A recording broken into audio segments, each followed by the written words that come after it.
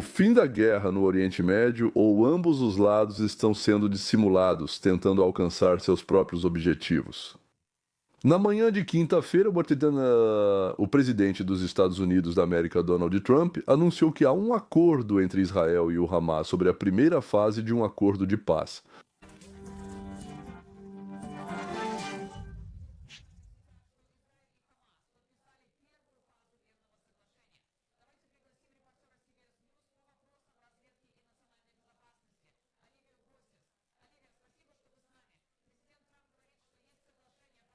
O que isso inclui?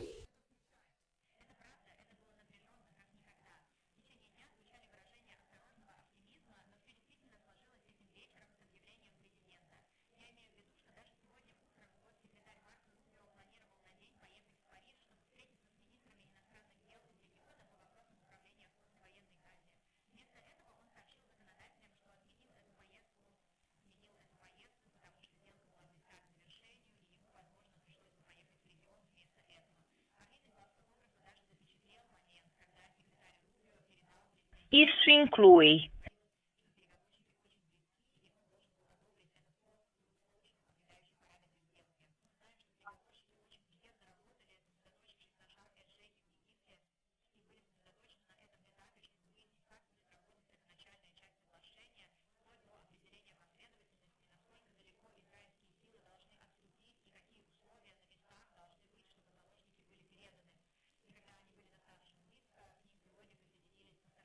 Isso inclui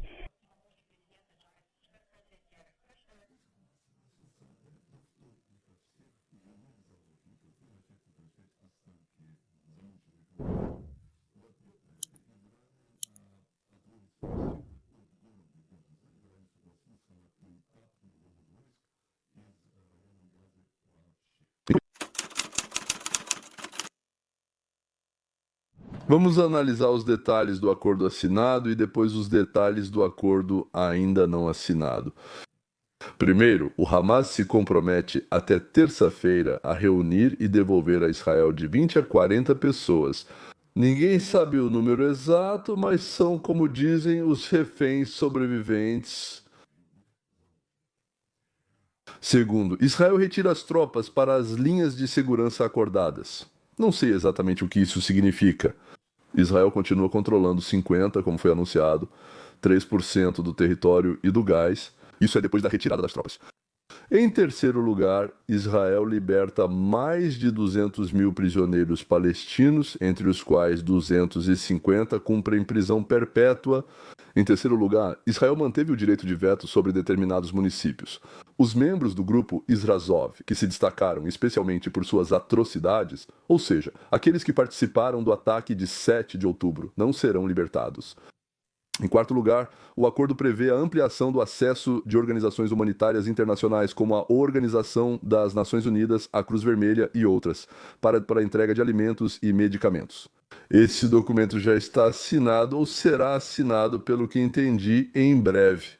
Para este fim de semana, por pressão da Turquia, Catar e Egito sobre o Hamas, especialmente do Egito. O cessar-fogo entra em vigor após a ratificação do acordo pelo Gabinete de Ministros de Israel. Essa fase é considerada preparatória para o acordo principal, incluindo a reconstrução, que envolverá a restauração de Gaza e a participação na vida política de Gaza. Ou seja, como será organizada a administração de Gaza? Bem, Israel e os Estados Unidos falam sobre uma organização terrorista lá, tipo o PLC. Low e o Hamas não devem ter nenhuma relação com a administração de Gaza no futuro. Nos próximos meses, bem, ainda não se sabe quando é esperada a parte final das negociações. Ou seja, eu acho que espera-se que o início das negociações, por assim dizer, aconteça relativamente rápido. Mas quando elas vão terminar, na verdade ninguém sabe, e até agora não foram estabelecidos limites. Conosco está Robert Greenway, o arquiteto dos Acordos de Abraão. Robert, isso é tão importante, eu estou sorrindo o dia todo. E acabou de chegar a notícia de que os Estados Unidos da América estão enviando cerca de 200 soldados para Israel para apoio e monitoramento de Gaza. Esse é um bom passo. Bem, é um prazer estar com vocês e obrigado pelo convite. E como você e muitos outros, estou sorrindo desde que ouvi essa notícia. Veja, ainda não sabemos os detalhes sobre o que a Força Internacional de Paz ou de Observação fará, nem qual será o papel dos Estados Unidos da América. Não surpreende que os Estados Unidos da América enviem mais recursos para garantir a transferência dos restos mortais e reféns. E por isso, até sabermos os detalhes do que eles vão fazer, acho que podemos apoiar o presidente e confiar no seu julgamento. E reconhecer que é improvável que eles estejam em Gaza, mas sim dando apoio. Vamos recordar Frederico Bastiat e seu O que se vê e o que não se vê. Ainda não está claro como as partes poderão chegar a um acordo para que o Hamas se desfaça, saia de Gaza e deixe de desempenhar um papel na vida política do enclave. Mas Israel quer os reféns e o Hamas quer 1 ou 2 meses de trégua. E talvez, tendo conseguido o que queriam, agora eles vão decidir algo entre eles. Se nada mais der certo, Israel vai chamar novamente os reservistas e entrar em Gaza para acabar com o Hamas. E os líderes do Hamas, naturalmente, esperam que a opinião mundial volte a condenar Israel em alguns meses.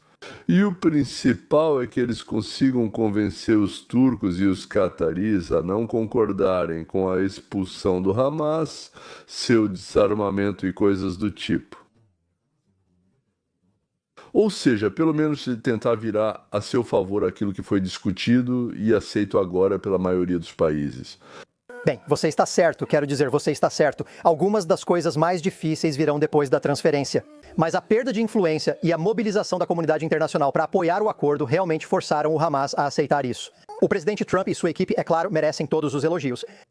Os próximos passos após a transferência serão alguns dos mais difíceis. Veja, nós ainda não vimos isso. No Líbano, tecnocratas deveriam assumir o governo, mas o Hezbollah não entregou o controle. Não sei se isso vai acontecer aqui. A devolução dos reféns e a perda dessa alavanca ampliam as chances de responsabilização caso não consigam fazer a transição.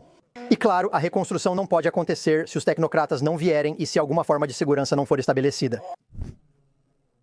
A guerra continua. Claro, 7 de outubro marca 2 anos desde o início de tudo isso, né? Aquele ato terrorista ocorrido. Convidamos para a conversa o diretor executivo da Fundação para a Defesa das Democracias, Jonathan Chantzer. Muito obrigado por se juntar a nós no Live Now da Fox. E, obviamente, isso marca 2 anos desde que tudo começou. O que pode definir esse terceiro ano? O que podemos esperar para o próximo ano? Bem, eu acho que todos agora esperam pelo fim do conflito. E eu acredito que muito disso, na verdade, depende do acordo que Donald Trump fez com os israelenses. E nem mesmo com o Hamas, mais especificamente com o Catar. Eu acho que muito disso, na verdade, está relacionado ao ataque aéreo que os israelenses realizaram em 9 de setembro. Eles tentaram eliminar vários líderes de alto escalão do Hamas em plena luz do dia, bem no centro de Doha, capital do Catar.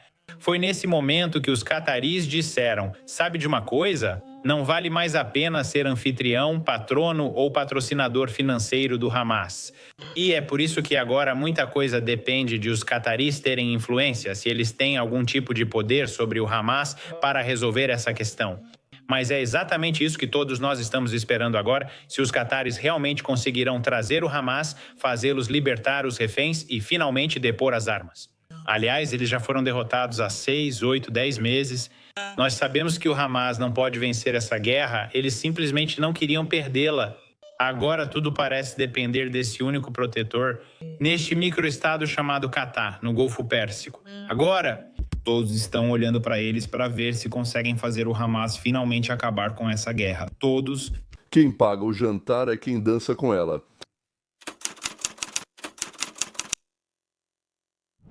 O Catar gastou centenas de milhões de dólares com o Hamas e tanto quanto isso para organizar manifestações pró-Hamas em universidades dos Estados Unidos da América, nas ruas da Europa e coisas do tipo. Se eles abandonarem essa política, né, que chamou a atenção do mundo para esse pequeno estado, a atividade pró-Palestina e pró-Hamas no mundo vai diminuir significativamente. A questão é que Trump ofereceu ao Catar um acordo incrivelmente vantajoso, ou seja, como diziam em O Poderoso Chefão, uma oferta que você não pode recusar. O Catar está investindo 500 bilhões de dólares em biotecnologia e inteligência artificial nos Estados Unidos. Isso provavelmente resultará em um lucro de 5, 10 ou até 100 vezes maior. O Catar também investirá mais 700 bilhões de dólares em compras e parcerias com os Estados Unidos da América e vizinhos. E, de certa forma, se os concorrentes do Catar também investirem em novas tecnologias. Nos Estados Unidos da América, falo sobre Arábia Saudita e Emirados.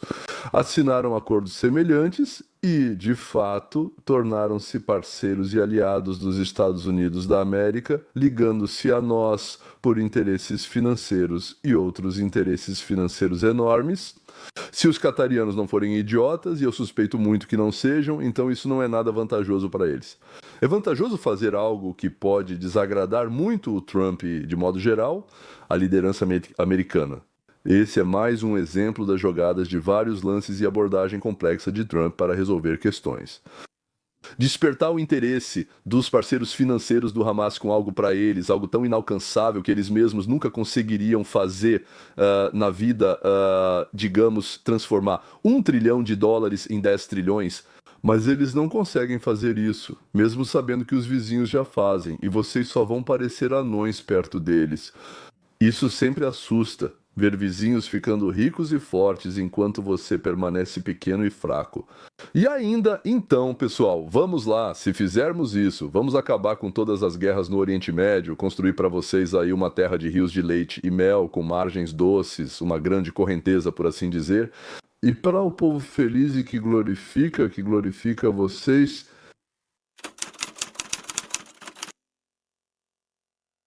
Perceba, né? O povo nunca importa pra ninguém lá. Mais uma vez, quem perdeu isso? Nunca ninguém se importa com o povo, mas exaltar o povo é agradável. Mas vamos voltar ao Hamas e ao caminho que está diante deles. Bem, algumas coisas. Em primeiro lugar, o Hamas foi derrotado há muito tempo. Eles são uma sombra do que já foram. Os Estados Unidos continuam fornecendo armas para Israel, apesar de toda a pressão, apesar de todas as condenações ao redor do mundo. Eu acho que Donald Trump manteve sua posição. Foi uma demonstração notável de resiliência, apoiar nosso aliado e permitir que eles terminassem essa guerra. O Hamas realmente não podia continuar lutando. Eles estavam fracos demais para lutar e eu acho que só precisavam de um pequeno empurrão para acabar de vez com essa guerra. E eu realmente acho que foi isso que aconteceu. Mas eu também acho que, sabe, tudo isso começou, na minha opinião. No dia 9 de setembro, os israelenses começaram um ataque no centro de Doha, no Catar. Lá estava a liderança do Hamas. Os cataris achavam que ninguém jamais os atacaria. Ninguém. Nunca ninguém teria ousado fazer isso. E no momento em que isso aconteceu, no momento em que os israelenses tomaram a iniciativa, acho que os cataris olharam ao redor e disseram para eles: esperem um minuto. Precisamos de uma pequena ajuda dos Estados Unidos, queremos proteção. Vocês podem nos oferecer proteção. E Donald Trump interveio. Devo dizer que foi um movimento genial. Ele disse: tudo bem, podemos ajudar e garantir que não serão mais atacados. Mas vocês precisam conter o Hamas. Vocês precisam acabar com essa guerra. Vocês acabam com essa guerra. John Schanzer disse que é difícil expressar em porcentagem o sucesso ou fracasso, o sucesso da segunda fase. Permita-me ser pessimista e dizer que a execução de todos os pontos restantes do plano de solução pacífica, da forma como estão escritos agora, tem aproximadamente 0 chance. Bom, tudo bem, não vou ser tão pessimista. Digamos assim, eles têm 10% de chance. Eu queria dizer 1% e acabei dizendo 10%. Tudo bem, vamos ser otimistas. Eles têm 10%. O que foi escrito será cumprido. Agora, os pontos alterados e a assinatura do acordo com os pontos alterados, ou seja, não da forma proposta pelos Estados Unidos da América, existem. Se mudar ali e ali, aqui e ali, eu daria para isso provavelmente 30%. Também existe a chance de nada dar certo e a guerra seguir com todos ou parte dos Likomazovtsi que recusaram se render. Eu daria para isso 60%.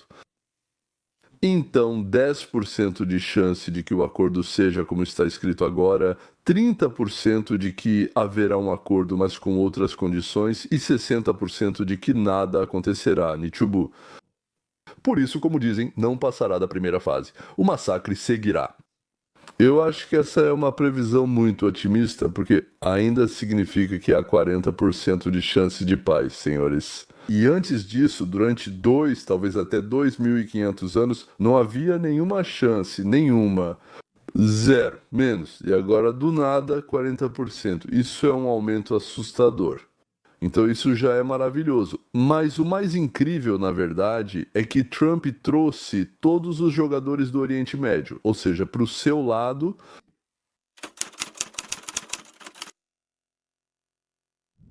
Exceto o Irã, claro. Para uma atividade conjunta incrivelmente lucrativa ligada à Arábia Saudita. Bem, no geral, praticamente 1 a 2 bilhões de sunitas, é isso. E eles vão avançar se afastando do Irã, que está preso na Idade Média. Eles têm conflitos porque a Arábia Saudita e até 2 bilhões de muçulmanos são sunitas, enquanto o Irã e 400 milhões são xiitas. Por isso o afastamento do inimigo. E eles são inimigos muito maiores do que um inimigo inventado. Israel é muito importante para os vencedores e é muito doloroso para os perdedores. Na China, por causa do Trump, intensificou-se a luta pela remoção de Xi Jinping. E em algum lugar, 2 bilhões... De 20 a 23 de outubro, eles terão a 4ª sessão plenária do Comitê Central do Partido. Bem, de qualquer forma, vamos descobrir. É tipo uma reunião do partido deles, uma festa do partido, e vamos descobrir se ele ficou ou perdeu influência. Se ele deixar de ser secretário-geral, isso muda as relações com os Estados Unidos da América. Ele pode seguir como presidente até o Congresso do Partido em 1927, mas ele já estará sem forças porque o comando do Exército e dos órgãos de segurança já terão sido tirados dele.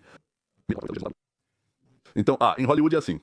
Provavelmente a mudança de atitude em relação aos Estados Unidos da América também trará mudanças no apoio à guerra da Rússia.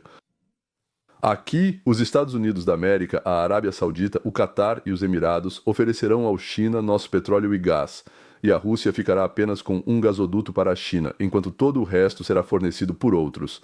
E a catástrofe financeira será praticamente russa.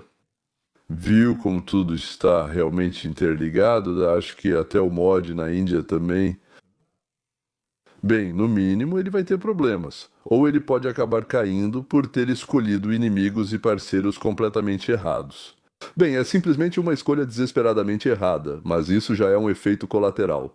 Por enquanto, os Estados Unidos da América e Israel, os países produtores de petróleo, aqueles que já assinaram os acordos de Abraão e aqueles que ainda vão assinar, segundo rumores, até a Indonésia considera assinar. Eles formaram uma aliança baseada na cooperação e no benefício mútuo. Bem-vindos de volta ao Live Now da Fox, onde seguimos acompanhando os últimos acontecimentos sobre a assinatura da primeira fase do acordo entre Israel e Hamas em Gaza. Temos transmissões ao vivo do mundo todo, esta é de Gaza. Também quero mostrar uma postagem da Casa Branca nas redes sociais. Nela, citando o presidente Trump, diz: "Estou muito orgulhoso de anunciar que Israel e Hamas assinaram a primeira fase do nosso plano de paz. Um abençoado pacificador." Agora está conosco para discutir isso Lucas Tomlinson da Fox News e ele vai se juntar a nós para analisar tudo o que aconteceu. Então, Lucas, conte como tudo isso aconteceu. Bem, Karel, é um prazer me juntar a você nesta manhã. Isso não pode ser subestimado, é um avanço histórico no Oriente Médio. E nos últimos 2 anos, vimos combates intensos em Gaza, vimos reféns sendo capturados em 7 de outubro e agora cerca de 20 reféns sobreviventes em Gaza precisam ser devolvidos. Para as famílias, o presidente Trump disse na segunda que pretende viajar para a região. Claro, uma grande conquista. O presidente Trump enviou seu genro, Jared Kushner, e seu enviado especial, Steve Witkoff, ao Egito. Em Sharm el-Sheikh, resort no Mar Vermelho, houve encontro com representantes do Hamas e do Catar. Na verdade, não foi apenas uma coisa que causou o avanço. Pode-se dizer que Israel desmantelou o Hamas nos últimos 2 anos. Além disso, o Hezbollah levou à mudança de regime na Síria e Israel também destruiu o Hezbollah no Líbano. Não se esqueça, o presidente Trump também destacou os ataques aéreos dos Estados Unidos da América contra instalações nucleares do Irã em junho, o enfraquecimento do Irã e a ruptura de seus laços com o mar Mediterrâneo após a queda do regime de Assad. Além disso, Israel ataca líderes do Hamas, ou pelo menos tenta fazê-lo em Qassara. Isso certamente chamou a atenção dos líderes do Catar para o fato de que essa guerra precisa acabar. E claro, não se pode exagerar a alegria sentida não só em Israel, mas também em Gaza por muitos palestinos. Claro, vimos filas, o sofrimento de algumas pessoas. Lá as pessoas simplesmente queriam que essa guerra acabasse. Na verdade, foi o cansaço, Karel, que nos trouxe aqui. Mas Trump e sua equipe merecem grande parte do mérito. O presidente Trump nunca pareceu agir formalmente. Ele se envolveu profundamente na questão de Gaza e, segundo autoridades, foi insistente tanto com líderes árabes quanto com o primeiro-ministro israelense exigindo cessar fogo.